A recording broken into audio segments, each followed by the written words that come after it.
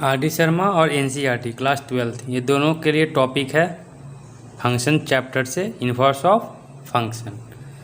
तो ये आर.डी. शर्मा का एक्सरसाइज 2.4 का ये इंट्रोडक्शन पार्ट है और एन.सी.ई.आर.टी. का भी ये मैं क्लियर नहीं बता सकता हूँ, देखना पड़ेगा।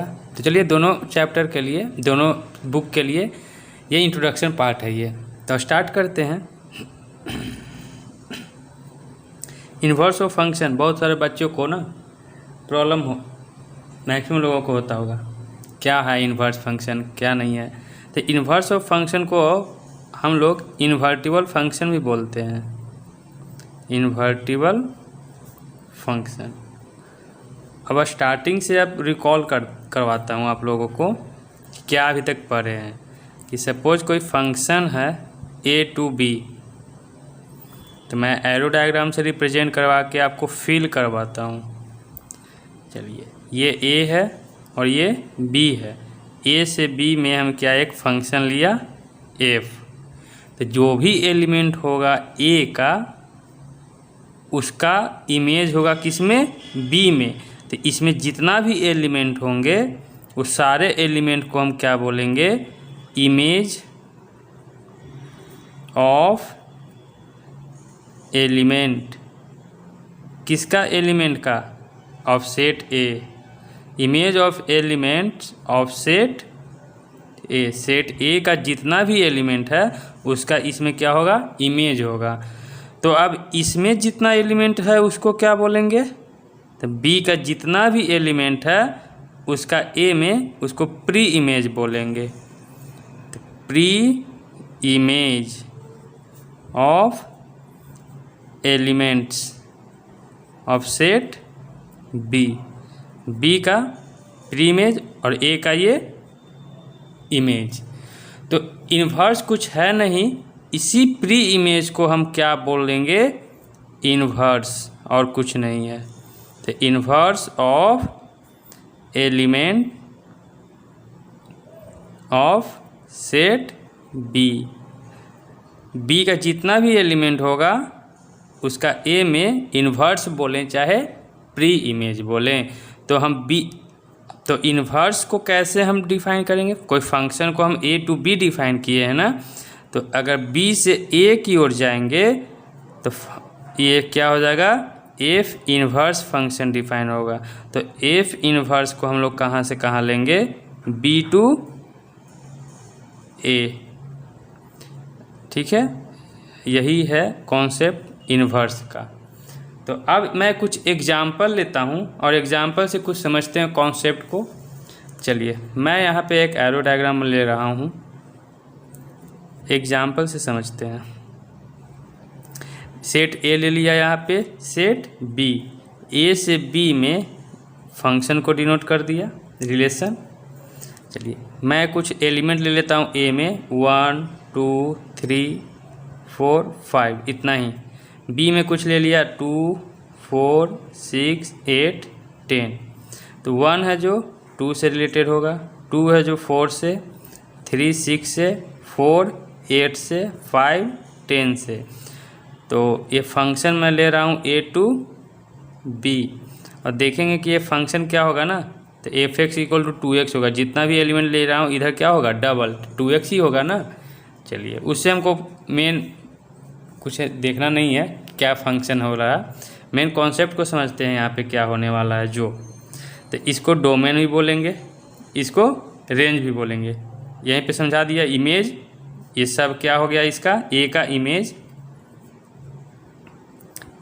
इमेज हो गया, image of element of set A, ये हो गया pre image of element of set B. इसी को क्या बोलेंगे, इन्वर्स बोलेंगे। यहाँ तक तो इसमें बताए थे।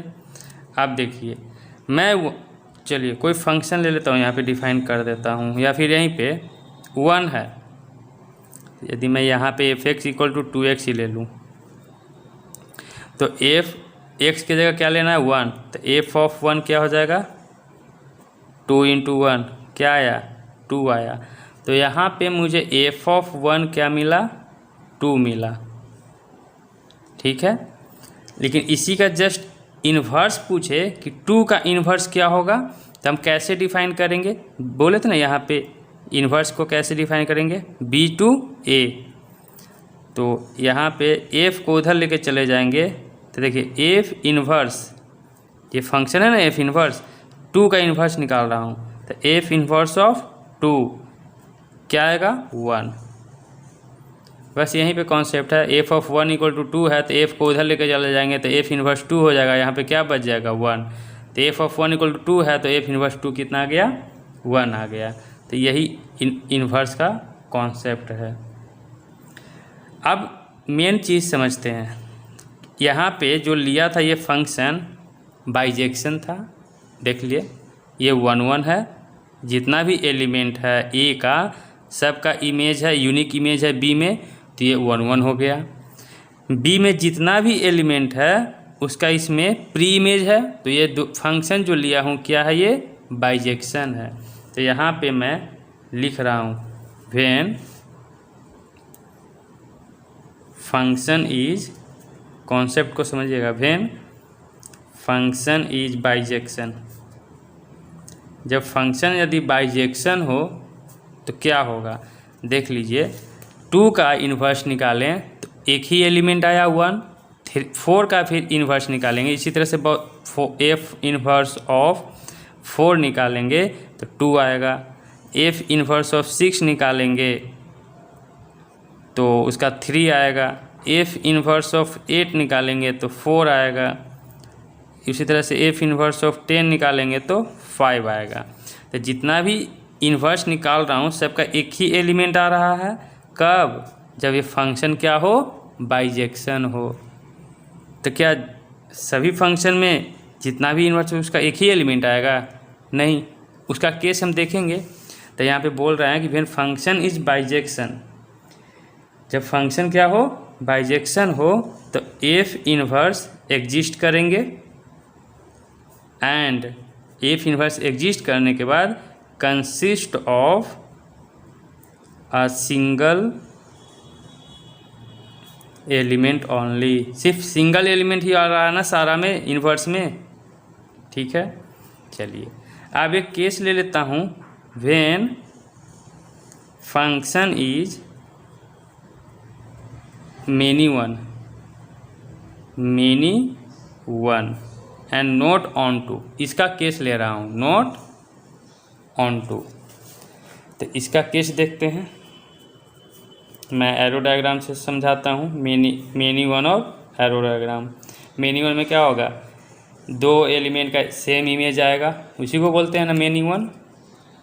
तो मैं यहाँ पे ले रहा हूँ 1, कोई फंक्शन नहीं है यहाँ पे, मैं कोई रेंडमली कोई वैल्यू लेके डिनोट कर रहा हूँ, समझा रहा हूँ, 1 2 3 समझ लीजिए। यहाँ पे 2, यहाँ पे 7 ले लिया, या फिर यहाँ पे 4 ले लें, तो 1 को 7 से मिला दे और 3 को भी 7 से, और 2 को बस इतना ही रहने दें। तो यहाँ देख रहे हैं कि ये तो मेनी वन फंक्शन है, और एक और ले लें 5 ले लें, 2 को 5 से कर दें। तो क्लियरली ना, जितना भी एलिमेंट है, अच्छा ये तो 2 एलिमेंट का सेम इमेज है, तो ये मेनी वन हो गया। ऑन टू क्यों नहीं है, क्योंकि 4 का कोई प्री इमेज नहीं है इसमें, तो ये ऑन टू भी नहीं है। तो जब फंक्शन मेनी वन हो और ऑन टू नहीं हो तब इन्वर्स एग्जिस्ट करेंगे नहीं, और हाँ दोनों केस हो सकता है।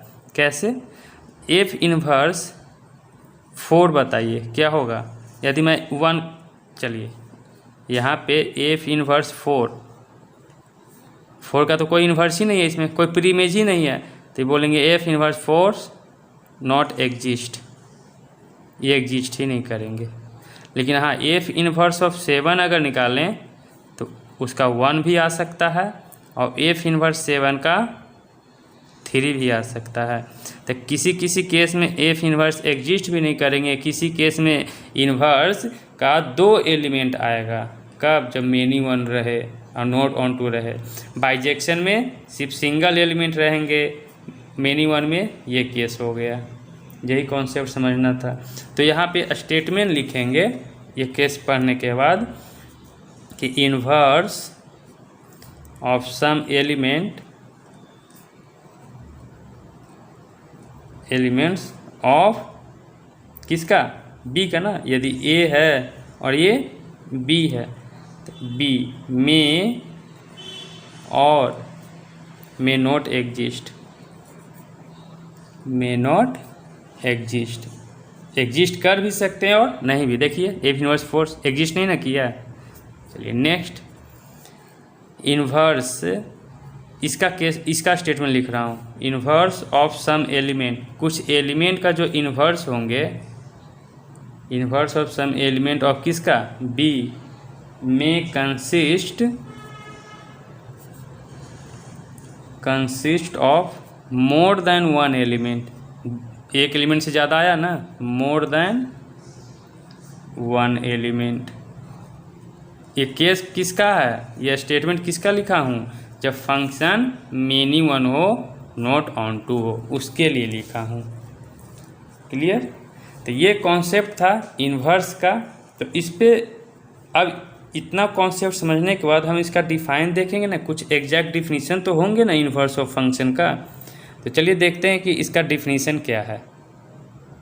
तो यहाँ पे इस डिस्कशन में यही बोला कि फंक्शन, कोई भी फंक्शन, जैसे मान लीजिए फंक्शन लिया था ए से बी, ये फंक्शन इन्वर्टिबल होगा तभी पॉसिबल है जब वो फंक्शन क्या हो? बाइजेक्शन हो। कहाँ का केस लिया था, किधर लिया था? When function is bijection, bijection हो तभी इन्वर्स एग्जिस्ट करेगा। अब ऐसा तो नहीं है कि बाइजेक्शन नहीं रहेगा तो एग्जिस्ट नहीं करेगा, करेगा, लेकिन यहाँ पे फिर दो केस होगा। नहीं भी एग्जिस्ट कर सकता है और करेगा तो दो एलिमेंट भी हो सकता है यहाँ वाला। तो मेन प्रायोरिटी है कि कोई भी फंक्शन का इन्वर्टिबल बोले तो इन्वर्स तभी पॉसिबल जो फंक्शन क्या हो? बाइजेक्शन हो।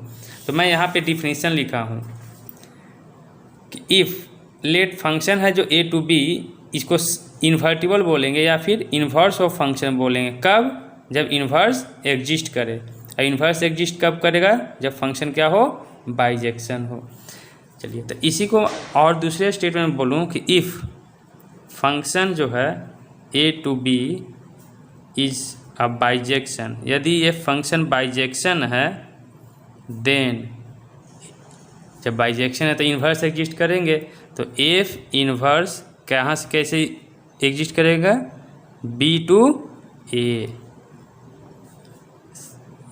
ठीक है, सच डैट। तो जब ऐसा होगा तो हम उसको क्या बोलेंगे?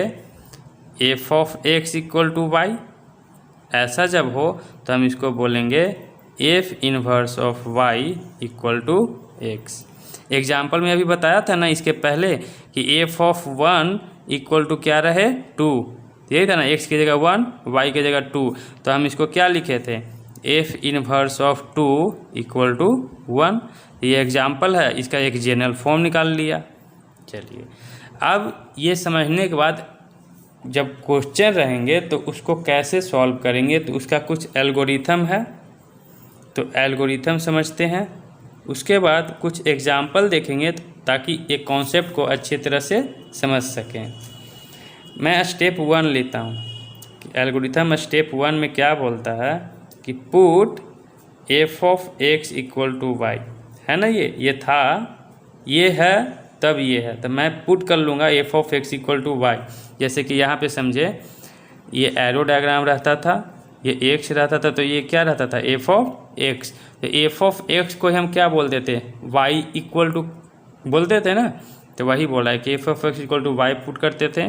और ये जो वाई जो रहेंगे, ये वाई, ये देखिए ये सेट ए था और ये बी था, तो वाई जो लेंगे कहाँ से बिलोंग करेगा? बी से।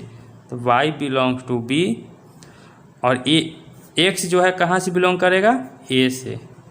And X belongs to A. पहला स्टेप। स्टेप 2 में सॉल्व करेंगे इसको F of X equal to Y. क्यों सॉल्व करेंगे? To obtain X in term of Y. अब यहाँ पे एग्जाम्पल से समझिए ये क्या है। सपोज मान लीजिए कि एफ ऑफ एक्स 2x दिया हुआ था ना इसके पहले वाला, तो एफ एक्स को क्या मान लेंगे y, तो y इक्वल टू 2x। इसको सॉल्व करना है अब इन x के टर्म में, तो x इक्वल टू क्या हो जाएगा y/2, इसके टर्म में सॉल्व करना है। ठीक है, नेक्स्ट स्टेप थर्ड, तो स्टेप थर्ड में रिप्लेस कर देंगे x को किससे, f इनवर्स y से। जो x आया ना तो उसको हम रिप्लेस कर देंगे किससे, f इनवर्स y से, तो f इनवर्स y जो हो जाएगा y/2 हो जाएगा। तो यहीं पे एग्जाम्पल अब करवाया था, तो f of x equal to क्या लिया था 2x, तो उससे x आ गया y/2, तो इसका इन्वर्स पूछ रहेगा, तो इन्वर्स क्या हो जाएगा y/2। तो क्वेश्चन था किसके टर्म में, x के टर्म में, तो या तो आप ऐसे y के टर्म में लिखें या फिर आप लिख सकते हैं x के टर्म में, f inverse of x equal to x/2, तो ये इन्वर्स आ जाएगा। ठीक है, चलिए तो अब एग्जाम्पल एक देख लेते हैं इस पे बेस्ड।